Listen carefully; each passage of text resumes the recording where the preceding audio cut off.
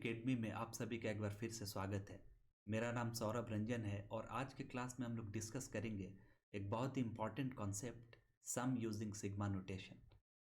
दोस्तों, जब कभी भी हम किसी प्रॉब्लम में सिग्मा सिंबल को देखते हैं तो ऐसा लगता है ये प्रॉब्लम जो है वो बहुत डिफिकल्ट हो गया, लेकिन वास्तव में ऐसा नहीं होता है। बेसिकली प्रॉब्लम इसलिए अराइज होता है क्योंकि इस कॉन्सेप्ट को अलग से डिस्कस नहीं किया जाता है, ना ही किसी बुक में ये अलग से डिस्कस किया हुआ रहता है। तो आज का लर्निंग गोल्स जो है वो ये है कि सिग्मा नोटेशन क्या होता है और इसका मीनिंग क्या होता है, इसको अच्छे से समझेंगे। उसके बाद सिग्मा फॉर्म में किसी गिवन सम को कैसे लिखते हैं इसको सीखेंगे। इसके साथ साथ प्रॉपर्टीज जो हैं वो किस तरह के होते हैं, उनका यूज कहाँ कहाँ होता है, उसको भी हम देखने का कोशिश करेंगे। दोस्तों, इस टॉपिक पर मैं 2 वीडियोस बनाऊंगा। पहला तो ये वीडियो है जिसमें मैं इन 3 टॉपिक्स को डिस्कस करूंगा और नेक्स्ट वीडियो में इन पर बेस्ड प्रॉब्लम को सॉल्व करेंगे। सबसे पहले हम समझते हैं कि सिग्मा नोटेशन और इसका मीनिंग क्या है। दोस्तों, इसको हम लोग बोलते हैं सिग्मा। इसका मतलब होता है सम। इसके अंदर का जो क्वांटिटी होता है दैट इज ए आई, इसको हम लोग बोलते हैं जनरल टर्म ऑफ द सम। उसके बाद ये जो लोअर वैल्यू है जो नीचे लिखा हुआ है आई, इसको हम लोग बोलते हैं लोअर इंडेक्स। आई जो है वो वैरी करता है, मतलब चेंज होता है एक वैल्यू से दूसरे वैल्यू तक। जब हम कहते हैं ये चेंज हो रहा है from one value to another value, इसका मतलब ये है कि इसका एक लोअर वैल्यू है आई का और एक अपर वैल्यू है। लेट्स से कि लोअर वैल्यू अल्फा है और अपर वैल्यू बीटा है। ये बात ध्यान रखने वाली है कि आई, अल्फा और बीटा ये पॉजिटिव इंटीजर्स होने चाहिए। एटलीस्ट 11-12 लेवल पर ये पॉजिटिव इंटीजर्स होने चाहिए। इसके साथ साथ हम जीरो भी ले सकते हैं, लेकिन ये ध्यान रखने वाली बात है कि बीटा जीरो के बराबर हम नहीं लेते हैं। ऐसा इसलिए यदि हम बीटा जीरो ले लेते हैं तो इसका मतलब ये है कि हमें अल्फा को जीरो से कम लेना होगा, और जीरो से कम जब लेंगे तो ये नेगेटिव हो जाएगा, जबकि हमने कहा कि अल्फा को क्या होना होगा, पॉजिटिव। तो इसलिए हम बीटा को जीरो से बड़े वैल्यू को लेते हैं और वैसे वैल्यू को जो कि पॉजिटिव इंटीजर्स हो। ओके, कि मान लीजिए कि आपके पास बहुत सारे नंबर्स हैं A1, A2, A3, AN। हमको इसको ऐड करना होता है। तो सबसे पहले इस फॉर्म में लिखने के लिए हमें स्पेस चाहिए, इतना बड़ा स्पेस चाहिए। तो मैथमेटिशियंस ने क्या किया, इतने बड़े स्पेस को रिड्यूस कर दिया सिंपली इतने छोटे स्पेस में।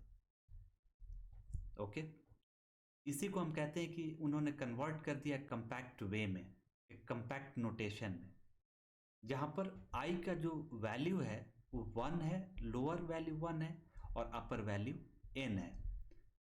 जब हम I1 पुट करेंगे तो हमें A1 मिलेगा, जब I2 पुट करेंगे तो A2 मिलेगा, I3 पुट करेंगे तो A3 मिलेगा, और जब I सबसे हाईएस्ट वैल्यू पुट करेंगे दैट इज n, तो हमें AN मिलेगा। राइट। इसके साथ साथ ये जो सम है, एडिशन का जो साइन है, इसको फुलफिल कौन करेगा, ये समेशन साइन। ओके, जब कभी भी बहुत सारे नंबर्स को ऐड करना होता है तो हम उसको कन्वर्ट कर देते हैं सिग्मा नोटेशन में। राइट। अब हम लोग आगे चलते हैं, हम देखते हैं कि किस तरीके से किसी गिवन सीरीज को एक सिग्मा फॉर्म में लिखा जा सकता है। ओके, तो देखिए आपको 3 बातों का ध्यान रखना होगा यहाँ। पहला बात कि आपको पैटर्न को आइडेंटिफाई करना आना चाहिए, मतलब जनरल टर्म को लिखने आना चाहिए। ओके, दूसरी बात को हमें ध्यान में रखना होता है कि कहां से ये पैटर्न शुरू हो रहा है, मतलब इसका लोअर लिमिट क्या है।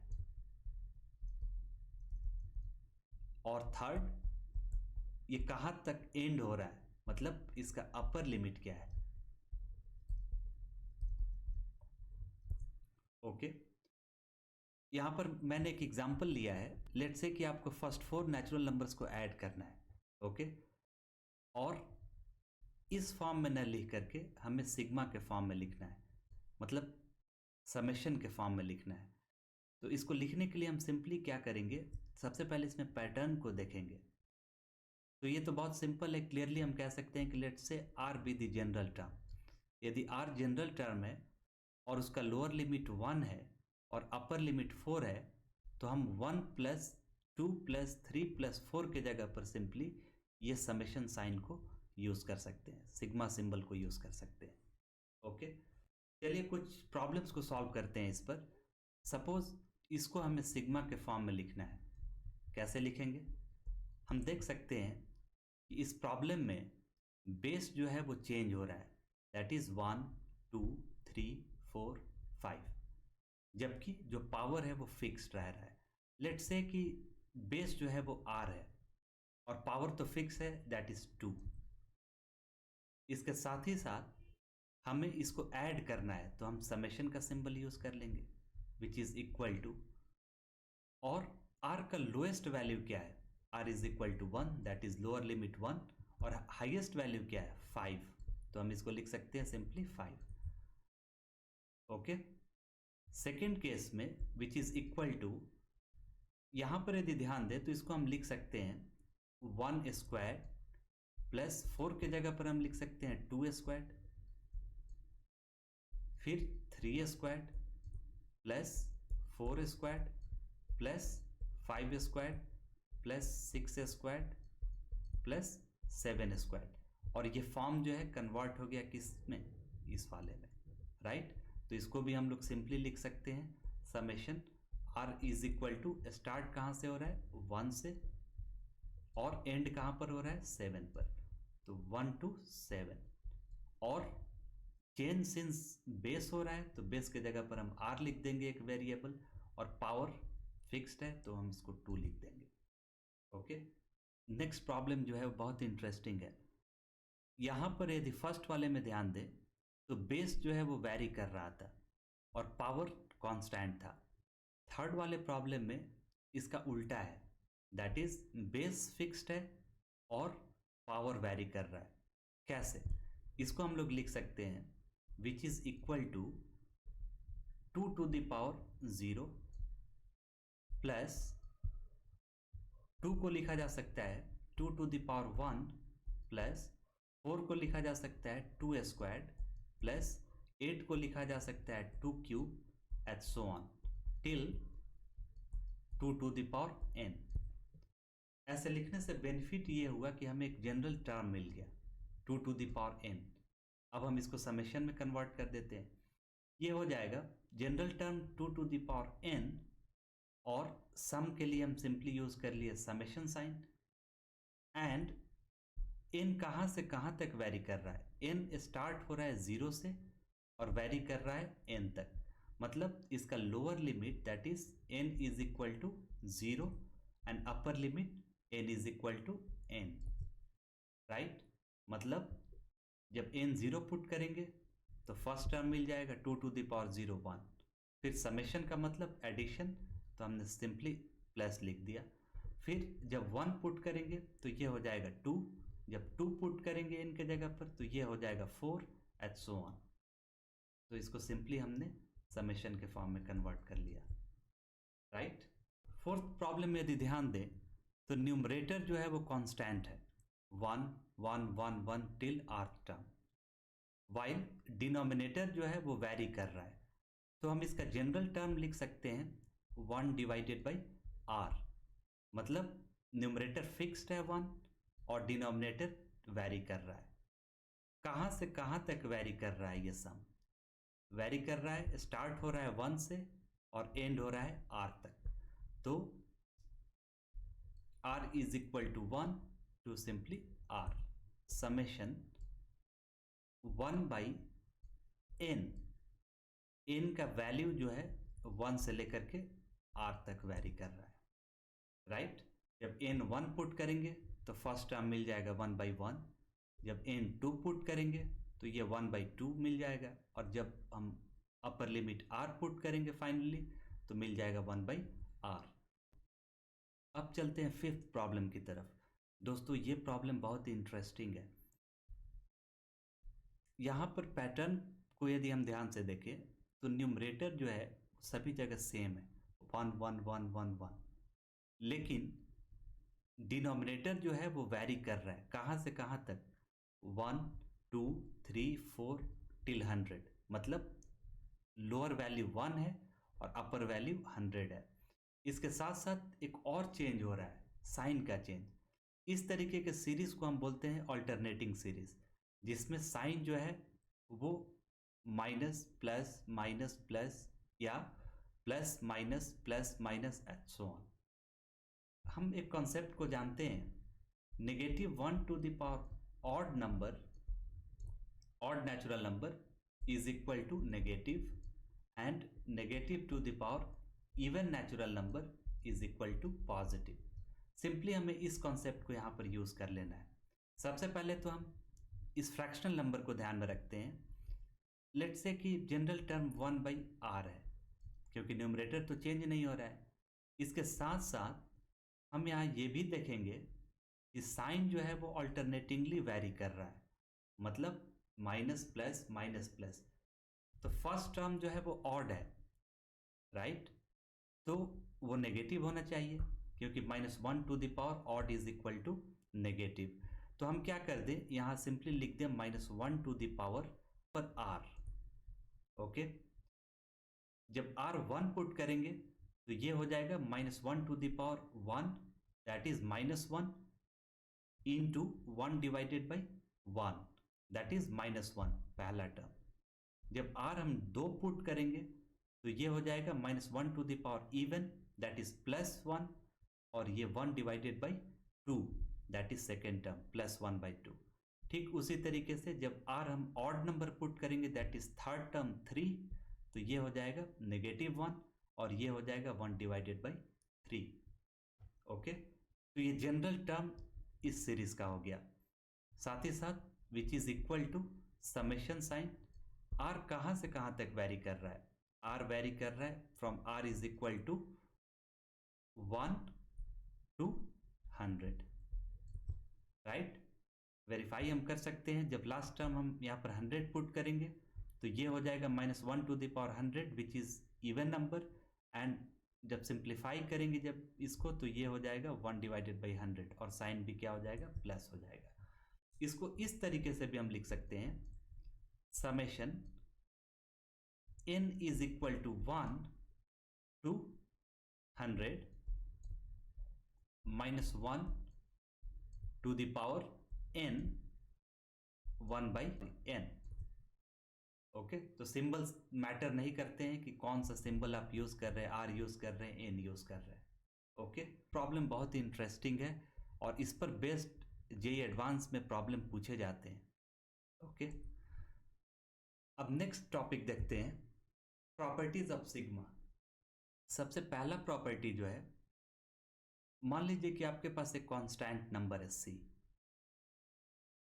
ओके, और इस c को 1 से n तक हम ऐड कर रहे हैं। कहने का मतलब summation r is equal to 1 to n c is equal to, अब 1 कहां पर पुट करें, तो हम इसके लिए लिख सकते हैं r⁴, राइट। जब r हम 1 से n तक पुट करेंगे तो वैल्यू स्टिल c ही रहेगा।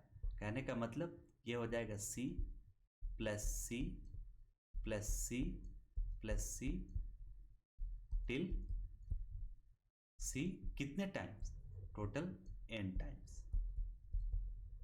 ओके, और आप जानते हैं कि जब n टाइम्स सेम नंबर को ऐड किया जाता है तो simply n times of c हो जाता है। ओके, यहाँ पर c जो है वो एक कांस्टेंट है। तो ये था पहला प्रॉपर्टी। सेकंड प्रॉपर्टी, मान लीजिए कि जनरल टर्म जो है वो कांस्टेंट के साथ मल्टीप्लाइड है, दैट इज cr। तो सिग्मा के प्रॉपर्टी से हम c को बाहर ले सकते हैं। ध्यान रखिए, ये जो c होना चाहिए वो कांस्टेंट होना चाहिए, तो हम सिंपली इसको हम बाहर लिख सकते हैं। ऐसा क्यों हो रहा है, जनरली हम लिख सकते हैं r is equal to 1 to n cr which is equal to, जब r1 पुट करेंगे तो ये हो जाएगा c, जब r2 पुट करेंगे तो ये हो जाएगा 2c, जब R3 पुट करेंगे तो ये हो जाएगा 3C, टिल जब Rn पुट कर देंगे तो ये हो जाएगा NC। अब सभी टर्म से C कॉमन ले लेंगे तो C बाहर हो जाएगा, तो ये हो गया 1 + 2 + 3 टिल n, राइट। और इसका जनरल टर्म क्या है? सिंपली R कहां से कहां तक? R = 1 to n, और C जो था वो बाहर मल्टीप्लाइड था। ओके, तो ये बहुत ही सिंपल प्रूफ है इसका। अब देखते हैं थर्ड प्रॉपर्टी। इस प्रॉपर्टी को हम लोग बोलते हैं लीनियर प्रॉपर्टी।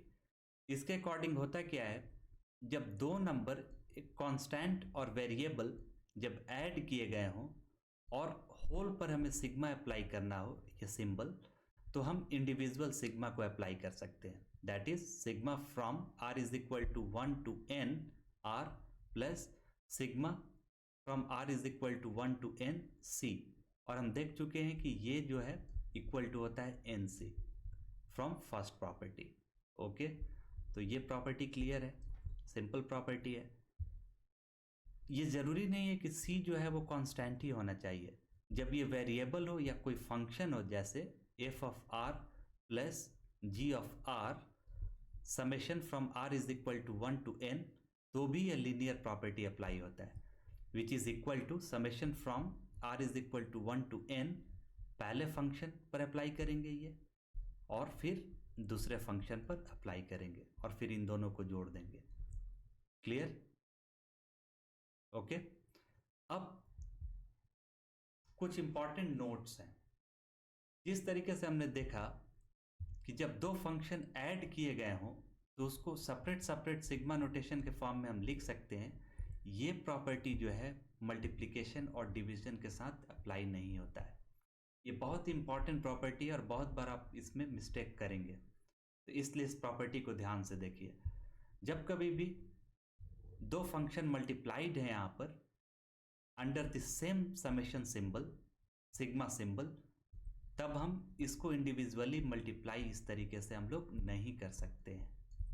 ओके, ठीक उसी तरीके से जब यहाँ डिवीजन हो और उस पर सिग्मा सिंबल अप्लाइड है तो हम उसको सेपरेट डिवीजन के फॉर्म में नहीं लिख सकते।